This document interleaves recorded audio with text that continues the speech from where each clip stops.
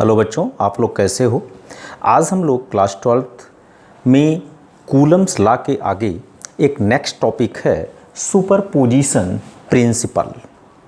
Superposition principle ये class 12th physics का एक टॉपिक है जो फर्स्ट चैप्टर्स में बिलोंग्स करता है और जस्ट कूलम्स लॉ के बाद आता है। तो आज हम लोग पढ़ेंगे सुपरपोजिशन ऑफ प्रिंसिपल। इसको पढ़ने के पहले एक बार कूलम्स लॉ को रिवाइज करते हैं। कूलम्स लॉ में बताया गया था कि अगर दो चार्ज एक दूसरे से स्मॉल r दूरी पर रखे हुए हैं तो उनके बीच इलेक्ट्रोस्टैटिक फोर्स लगता है। एक जो इलेक्ट्रोस्टैटिक फोर्स लगता है यह इलेक्ट्रोस्टैटिक फोर्स अट्रैक्शन का भी हो सकता है और रिपल्सन का हो सकता है। जब हम इस इलेक्ट्रोस्टैटिक फोर्स की स्टडी वेक्टर फॉर्म में करते हैं तो बच्चों आपको पता है कि अगर एक चार्ज यहाँ पर Q1 है और दूसरा चार्ज यहाँ पर Q2 है, तो अगर दोनों पॉजिटिव नेचर के चार्ज हैं तो बट नेचुरल है कि फोर्स पहले चार्ज पर दूसरे के कारण लगेगा और दूसरे चार्ज पर पहले के कारण लगेगा। तो हमने आपको बताया था लास्ट वीडियोस में कि हम फोर्स को अपने हिसाब से कैसे एडजस्ट करते हैं। तो जैसा कि लास्ट वीडियो में बताया गया था कि अगर हमें चार्ज 1 पर फोर्स की स्टडी करनी है ड्यू टू चार्ज Q2, तो इस पर इन दोनों के बीच एक रिपल्सन फोर्स लगेगा और इन दोनों को मिलाने वाली लाइन के अलोंग्स लगेगा। तो इस Q1 पर जो फोर्स लगेगा वो एक रिपल्सन का फोर्स लगेगा जिसे हम F12 से रिप्रेजेंट करेंगे। It means force on 1 due to charge Q2। अच्छा, अब इसके बीच का हमें जब हम वेक्टर फॉर्म में लेंगे तो ये जो डिस्टेंस लेंगे ये भी वेक्टर फॉर्म में लेंगे, और जब वेक्टर फॉर्म में लेंगे तो हम लेते हैं डिस्टेंस ऑफ चार्ज 1 फ्रॉम 2, जिसको हम रिप्रेजेंट करते हैं R12 से। और इस तरह से आपको कूलम्स लॉ में बताया गया था कि जो फोर्स 12 लिखा जाता है that is 1/4 pi epsilon naught Q1 and Q2 by the distance between them. अब यहाँ जो डिस्टेंस लिखा जाएगा ये लिखा जाएगा R12 दैट इज, और इसके मॉडुलस का स्क्वायर। वेक्टर फॉर्म के कई फॉर्म होते हैं जिसमें एक जनरल फॉर्म होता है। अगर हम बिना वेक्टर फॉर्म के लिखते तो इन दोनों के बीच के डिस्टेंस का स्क्वायर कर देते, लेकिन वेक्टर फॉर्म में जब लिखने की बात आती है तो हमने बताया था force on 1 due to charge Q2, मतलब 1 पर चार्ज Q2 के कारण जो फोर्स लग रहा है उसका रिप्रेजेंटेशन F12 से करेंगे। तो डिस्टेंस चार्ज Q1 का Q2 से लिखा जाएगा, इट मीन्स R12 लिखा जाएगा।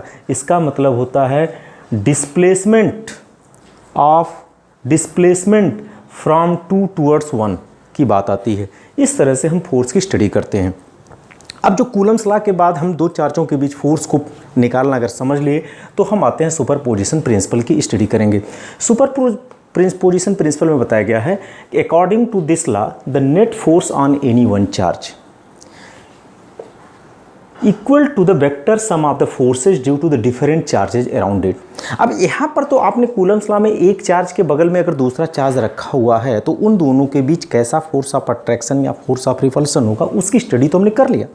लेकिन अगर एक चार्ज के अराउंड बहुत सारे चार्जेस रखे हुए हैं तो बहुत सारे चार्जेस के कारण किसी एक चार्ज पर कितना फोर्स लगेगा उसकी स्टडी हम सुपरपोजिशन प्रिंसिपल में करते हैं। और एक चार्ज पर अन्य चार्जेस के कारण जो फोर्स लगेगा वो क्या होगा, equal to the vector sum, मतलब वेक्टर सम होगा of the forces due to the different charges. उसके कारण जो अलग अलग चार्जेज होंगे, उस चार्ज के कारण जो अलग अलग चार्जेज होंगे उन सब के कारण जो इस पर फोर्स लगेगा उन सब का वेक्टर सम होगा। इसमें एक बात की रखने की आवश्यकता और है कि अगर हम जैसे मान लो एक चार्ज के अराउंड बहुत सारे फोर्स हैं तो जब हम एक चार्ज पर दूसरे चार्ज के कारण मैं फोर्स निकालूंगा तो अन्य चार्जों पर ध्यान नहीं रखूंगा, मतलब इंडिविजुअली हम किसी दूसरे चार्ज के कारण फोर्स की स्टडी करेंगे। चलो आइए देखते हैं। सपोज कर लेते हैं एक चार्ज यहाँ पर Q1 है, दैट इज Q1 चार्ज।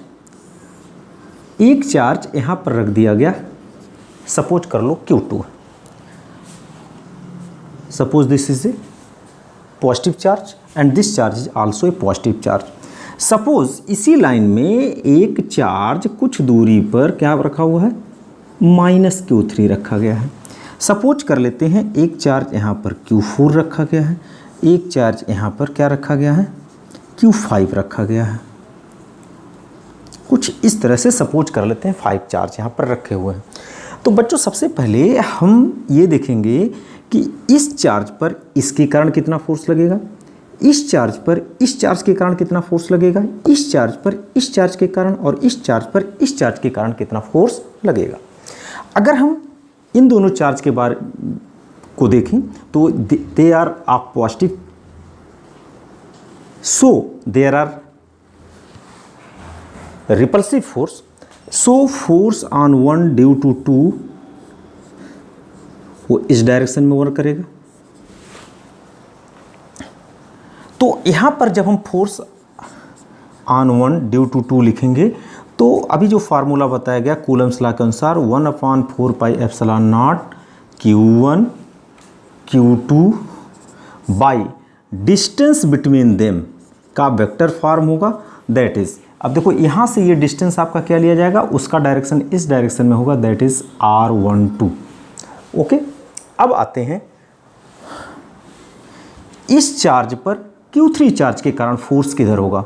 तो बच्चों यहाँ निगेटिव चार्ज है तो इन दोनों के बीच एक अट्रैक्शन फोर्स लगेगा और अट्रैक्शन के कारण यहाँ पर जो फोर्स होगा on one due to charge 3 वो इस डायरेक्शन में होगा और इस डायरेक्शन में होगा। तो इस फोर्स को मैं लिख सकता हूँ F13 is equal to 1/4 pi epsilon naught Q1 Q3 by R13 square. अब हम देखते हैं इस पर इसके कारण, अब देखो ये दोनों फिर एक रिपल्सिव फोर्स वर्क करेंगे, इन दोनों के बीच रिपल्सिव फोर्स लगेगा और इसका डायरेक्शन इन दोनों को मिलाने वाली लाइंस के एलॉन्ग होगा। This force is represented by F14 और ये इस डायरेक्शन में वर्क करेगा। तो यहाँ पर F14 लिखा जाएगा 1/4 pi epsilon naught Q1 Q4 अपान R14 का होल स्क्वायर। यहाँ पर देखो R13 का डायरेक्शन ये होगा, दिस डिस्प्लेसमेंट R14 होगा। अब आते हैं Q5 के कारण अगर मैं लिखूं तो इस लाइन को मिलाने के कारण इस डायरेक्शंस में F15 वर्क करेगा जो इस डायरेक्शन में होगा। तो F15 हम लिखेंगे once again 1/4 pi epsilon naught Q1 Q5 by R15 whole square. तो इस तरह से किसी एक चार्ज पर उसके अराउंड जितने डिफरेंट चार्जेज हैं उन सारे डिफरेंट चार्जेज के कारण जो फोर्स लग रहे हैं और उनके जो डायरेक्शन हैं वो इस तरह से आपको दिखाया गया। अब अगर हमें निकालना है what is the total force on charge Q1, that is suppose this force is represented by capital F, that is F12 vector according to this law. This is the vector sum of the force due to the different charges. It means F12 plus F13 plus F14 plus F15 और अगर इससे अधिक और charges होंगे तो add होते जाएंगे।